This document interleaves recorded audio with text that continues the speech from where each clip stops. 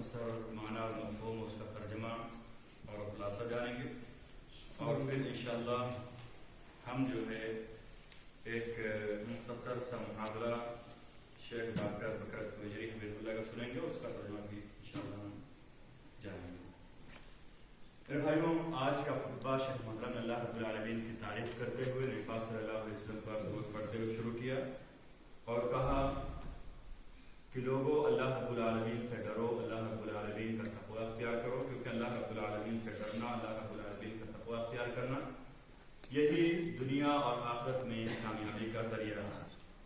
اس کے بعد شیخ محترم نے کہا کہ جو لوگ اللہ رب العالمین پر ایمان لانے والے ہوتے ہیں وہ اللہ رب العالمین کے احکام پر عمل کرتے ہوئے زندگی گزارتے ہیں، اور جو اللہ پر ایمان لانے والے نہیں ہیں وہی وہ لوگ ہیں جو اللہ رب العالمین کے احکام اور اللہ رب العالمین کے فرامین کا خیال نہیں کرتے۔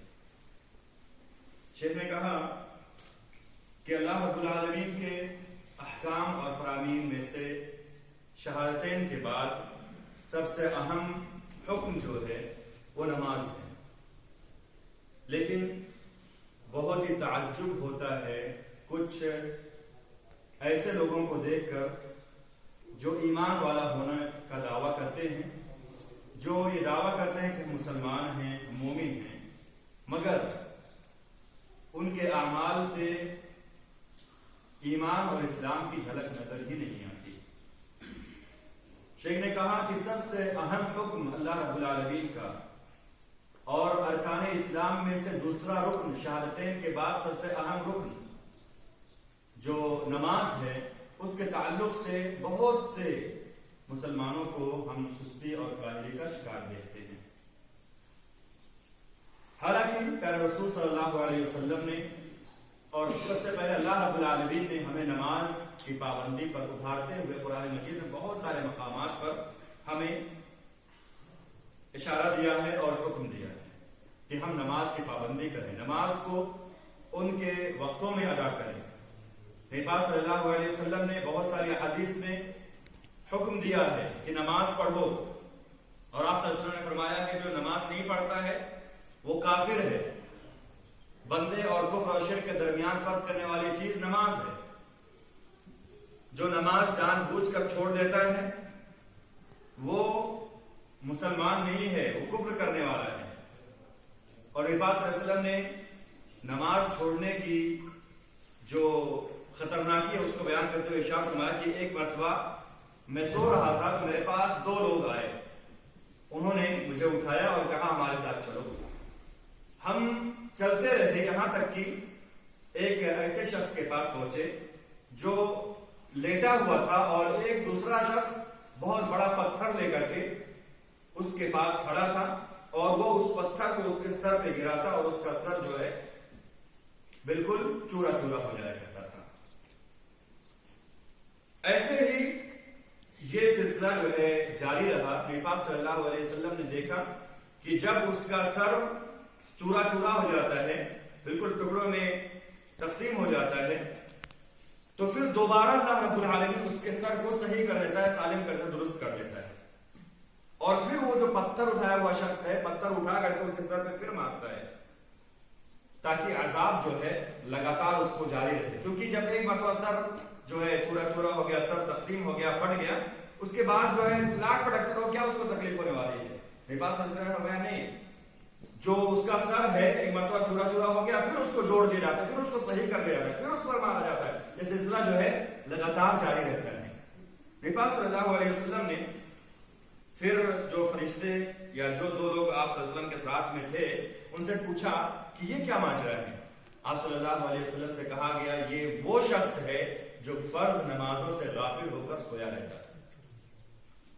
میرے بھائیو، اللہ رب العالمین نے فرمایا ہے نمازوں کو ان کے اوقات میں ادا کرو، ان الصلاۃ کانت علی المؤمنین کتابا موقوتا، وقت کی پابندی کے ساتھ نماز پڑھو۔ آپ صلی اللہ علیہ وسلم فرمائے ان الصلاۃ تنہی عن الفحشاء والمنکر، کہ نماز بے حیائیوں اور برائیوں سے روکنے والی چیز ہے۔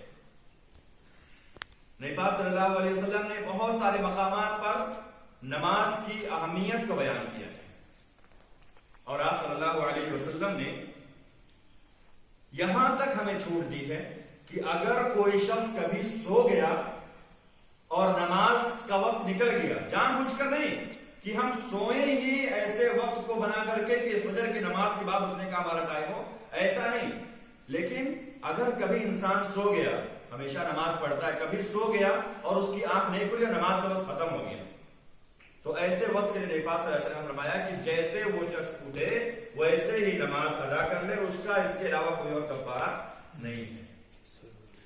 تو میرے بھائیو ہم دیکھیں کہ نبی پاک صلی اللہ علیہ وسلم نے ہمیں کتنی آسانیاں دی ہیں، اور سب پہلے ہم یہ سوچ لیں کہ دن اور رات میں کتنی نمازیں ہیں، صرف 5 نمازیں فرض ہیں، اس کے علاوہ اگر آپ پڑھتے ہیں تو اللہ رب العالمین نے آپ کو اجر دے، اللہ رب العالمین آپ کو مزید توفیق دے، لیکن جو فرض نمازیں ہیں، جو اصل پونجی ہے ہماری، وہ کیا ہے؟ یہ 5 نمازیں ہیں۔ فجر میں 2 رکعت فرض ہے، ظہر میں 4 رکعت فرض ہے، عصر میں 4 رکعت فرض ہے، مغرب میں 3 رکعت فرض ہے، اور عشاء میں 4 رکعت۔ یہ سب ملا کے تقریباً 17 رکعتیں ہوتی ہیں، یہی جو ہے ہمارے لیے اصل پونجی ہے۔ ان کے علاوہ نمازیں اگر ہم پڑھتے ہیں تو ہمارے نام اعمال میں اضافہ ہوگا، اور اگر نہیں پڑھتے ہیں تو اللہ رب العالمین جو ہے ہمیں سب سے پہلے جو ہے انہی 5 نمازوں کے بارے میں حساب لیں گے، اور ان کو اللہ تعالیٰ بعد میں دیکھیں گے۔ یعنی اصل پونجی ہے، اس میں ہمیں اگر گھاٹا ہوا تو ہم کامیاب ہونے والے نہیں ہیں۔ اس کا مطلب یہ نہیں ہے کہ ہم سنتوں کی جو ہے یعنی اہمیت کو نہیں سمجھ رہے، سنتوں کی اہمیت ہے، اور سنتوں کی اتنی اہمیت ہے کہ نبی پاک صلی اللہ علیہ وسلم نے فرمایا کہ جب بندے کے جو ہے فرائض کو اللہ رب العالمین دے گا، اس کا حساب کتاب بندہ اللہ رب العالمین کو دے دے گا، تو اگر اس میں کوئی کمی ہوگی تو سنتوں کے ذریعے اللہ تعالیٰ کہے گا دیکھو کوئی سنت اس نے پڑھی ہے، کوئی نفل کا اس نے اہتمام کیا ہے، سنتوں کے ذریعے سے جو فرض کی کمیاں ان کو پوری کر دو۔ میرے بھائیوں نماز کی بہت زیادہ اہمیت ہے، اور سب سے اہم پونجی جو ہے ہماری یہ 5 جو فرض نمازیں ہیں، یہ ان کا ہمیں اہتمام کرنا چاہیے۔ میرے بھائیوں ہم سوئے رہتے ہیں نماز کو چھوڑ کر کے، کیوں؟ نیند ہمیں پیاری ہے۔ کیا ہمیں یہ ڈر نہیں ہے کہ اللہ رب العالمین ہمیں کسی ایسی بیماری میں مبتلا کر دے کہ اس کے بعد نیند کا مزہ ہمیں آئے؟ اللہ تعالیٰ ڈر نہیں ہے ہمیں۔ ہم جب اذان ہوتی ہے تو مؤذن حی علی الصلاۃ حی علی الصلاۃ حی علی الفلاح حی علی الفلاح کہتا ہے، اور ہم اس وقت سوئے رہتے ہیں، حالانکہ ہم سنتے ہیں حی علی الصلاۃ حی علی الفلاح۔ کیا ہمیں یہ ڈر نہیں ہوتا کہ اللہ رب العالمین کہیں اسی حالت میں ہمیں جو ہے موت دے دے، اور پھر اللہ رب العالمین کو کیا جواب دے گا؟ ہم اس کے بارے میں نہیں سوچتے؟ ہم کیا یہ نہیں سوچتے کہ اللہ رب العالمین جو ہمیں نعمتیں دینے والا ہے، جس نے ہمیں نعمتوں سے مالا مال کیا ہے، کیا وہ یہ نعمتیں ہم سے چھین نہیں سکتا ہے؟ کیا ہم نہیں اس کے بارے میں سوچتے؟ میرے بھائیوں اللہ رب العالمین کا ہمیں شکر ادا کرنا چاہیے، اور شکر یہ نہیں ہے کہ اللہ کا فضل ہے، زبان سے نماز 5 نہیں پڑھنا ہے، نماز جو ہے جمعہ کی پڑھنی ہے، اس کے بعد جب کوئی جو ہے آپ سے بات کرے یا ہم سے بات کرے تو ہم کیا کہیں؟ اللہ کا شکر ہے، اللہ کا شکر ہے۔ شکر اس سے ادا نہیں ہوتا ہے، اللہ رب العالمین کا شکر اس حال میں ادا ہوگا کہ ہم اللہ رب العالمین کے بتائے ہوئے طریقے پر عمل کریں۔ اور سب سے اہم چیز جو ایک مسلمان پر دن اور رات میں 5 مرتبہ فرض ہے، وہ کیا ہے؟ نماز ہے۔ اگر نماز چھوڑتے ہیں اور کہیں ذالک من فضل اللہ اور ھذا من فضل ربی، اور ہم کہیں کہ ہم تو اللہ کا شکر ادا کرنے والے ہیں، اس سے اللہ تعالیٰ کا شکر ادا نہیں ہوتا میرے بھائی۔ ہمیں چاہیے کہ ہم نماز کی اہمیت کو سمجھیں۔ اللہ رب العالمین ہم لوگوں کو 5 وقت کے نماز کی توفیق عطا فرمائے، آمین۔ اس کے بعد میرے بھائیوں شیخ محترم نے دوسرا خطبہ شروع کیا اور کہا کہ کچھ لوگ ہیں جو نماز کو اپنے اعتبار سے پڑھتے ہیں، اپنے مصلحت کے اعتبار سے، اپنے ٹائم ٹیبل، انہوں نے اپنا الگ ٹائم ٹیبل بنا لیا ہے، ڈیوٹی جانا ہے اس وقت اٹھنا ہے، اس سے پہلے نماز پڑھ لینا ہے۔ سونے کا ٹائم ایسا بنا لیے کہ نماز فجر کے بعد اٹھنے سے پہلے نہیں اٹھنا ہے، ایسا نہیں چلے گا۔ اللہ رب العالمین نے کیا فرمایا؟ ان الصلاۃ کانت علی المؤمنین کتابا موقوتا، اور اللہ رب العالمین نے قرآن مجید میں ارشاد فرمایا ہے ویل للمصلین، ہر کسی کو یہ سورت یاد ہوگی، ویل للمصلین، نمازیوں کے لیے بربادی ہے۔ کون سے نمازیوں کے لیے؟ اور بے نمازیوں کے لیے کیا ہے؟ لیکن نمازیوں کے لیے جو الذین هم عن صلاتهم ساہون، جو اپنے نماز کو دیر کر کے پڑھتے ہیں، ان کے لیے بربادی ہے، ان کے لیے جہنم ہے۔ مطلب کیا کر رہے ہیں؟ جماعت کے ساتھ نماز پڑھنا بہت اہم ہے۔ بہت سارے لوگ کہتے ہیں کہ میرا جو کفیل ہے نا، میرا جو مدیر ہے، وہ نماز مسجد میں پڑھنے جانے سے ہمیں منع کرتا ہے۔ میرے بھائیوں یہ مملکت سعودی عرب ہے، یہ نماز توحید اور سنت کے नश्र इशाअत वाला मुल्क है अल्हम्दुलिल्लाह। आपको कोई भी नमाज पढ़ना चाहिए। या हमारे मुल्क में खुद अभी कल मैंने एक शेख जो यहाँ पर आए हुए थे हमारे असातिज़ा में से हैं, उनको मैंने सुना कि हम किताब सुन्नत पर जो है अमल नहीं करते। इसमें किसने रोका है हमें? हुकूमत हमें रोकती है। हिंदुस्तान में मस्जिदें अल्हम्दुलिल्लाह आबाद हैं। मस्जिदों में नमाज आप चाहे दिन भर बैठ करके पढ़ रहे, कोई मना करने वाला है? अल्हम्दुलिल्लाह कोई मना करने वाला नहीं है। लेकिन हम क्या करते हैं, हुकूमत ने ये कर दिया, हुकूमत ने वो कर दिया, उन्होंने ये कर दिया, उन्होंने ये कर दिया। जो हम कर सकते हैं वो नहीं करते, और जो नहीं कर सकते उसके बारे में हम नमाज हम नहीं पढ़ते हैं। इसमें किसका, किसी हुक्मरान का या किसी वजीर आला का या किसी वजीर आजम का दखल है? जो नमाज नहीं पढ़ता है उसमें किसका दखल है? नमाज हम नहीं पढ़ेंगे तो किसका इसमें जो है खसारा होगा? किसी ने मना किया हमें नमाज पढ़ने से। हम नमाज पढ़ने के लिए जो है हिंदुस्तान में भी जो खास तौर से यानी यहाँ पे भी हमने सुना है कि बहुत सारे मुसलमान हैं जो अपने हिंदू भाइयों के साथ बैठे हुए होते हैं और उसके बाद जब नमाज को होगा तो हिंदू भाई जाके नमाज पढ़ के आओ, और हमारा मुसलमान कहता है कि चलो बाद में पढ़ लेंगे। मेरे भाई नमाज अगर हम नहीं पढ़ते तो इसमें किसी और का जो है घाटा नहीं है या किसी और की कमी नहीं है, हमारी ही कमी है। कुछ लोग कहते हैं कहा जाएगा, कुछ लोगों से कहा जाए कि नमाज मस्जिद में क्यों नहीं आते पढ़ने? वो मैं खाना पकाता हूँ नमाज के वक्त। यानी हम खाना नहीं खाते, जो नमाज पढ़ने वाले वो खाना नहीं खाते। आप ही एक है जो खाना पकाता और खाना खाते हैं। आप ही एक है जो ड्यूटी करते हैं और काम करते, बाकी कोई ड्यूटी और काम नहीं करता है। मेरे भाइयों, असलाफ का मियाद है साहबे किराम को है क्या बोल रहा है अल्लाह ताला, उनका कोई आगे पीछे था? मतलब वही खाना पकाते रहेंगे ना, वही जो है अपना ध्यान रखते होंगे ना। चलो हम जो दूसरे लोगों को देखते हैं उनको हम समझ जाएंगे चलो उनके पास कोई है, उनका कोई खाना पकाने वाला है।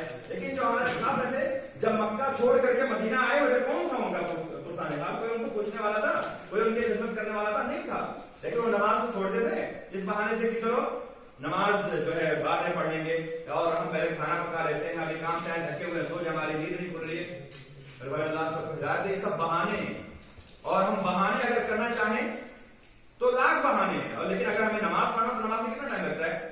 अगर आप खाना ही पका रहे हैं, थोड़ी देर बंद करके आ जाए, नमाज पढ़ के फिर चले जाए भाई, अब वो कौन रोकने वाला है? और जो है सुन्नतें पढ़ना मस्जिद में जो है कम सवाब है सुन्नतों का। अगर हम मस्जिद में सुन्नत पढ़ते हैं तो उसका सवाब कम होगा बनिस्बत घर के। घर में नमाज पढ़ेंगे तो सुन्नत का सवाब ज्यादा होगा। इबादत सल्लल्लाहु अलैहि वसल्लम ने क्या फरमाया है? सबसे बेहतरीन नमाज एक मोमिन की वो है जो उसके घर में पढ़ी जाए सिवाय फर्ज के। यानी फर्ज नमाजें आपको मस्जिद में पढ़नी है और नफल नमाजें अपने घरों में आ गए इमाम को। इससे आपके घरों में बरकत आएगी और इससे आपको जो है ज्यादा सवाब मिलेगा। इससे आप जो है खुश रहेंगे और आपके जो घरों में शैतानी असरात वगैरह होते हैं ये सब खत्म हो जाएंगे अल्हम्दुलिल्लाह। तो हम जो है ध्यान दें कि हम मेरे भाइयों नमाज का खुसूसी एहतमाम करें और इधर उधर के बहाने ना बनाए। कोई आपको नमाज से रोकने वाला नहीं है, कोई आपको जो है नमाज से जो है मना करने वाला नहीं है। अल्लाह ताला हम सबको तौफीक दे। शेख मोहतरम उसके बाद मेरे भाइयों अपना खुतबा खत्म किया। अल्लाह रब्बुल आलमीन हम सबको अस्सलाम वालेकुम।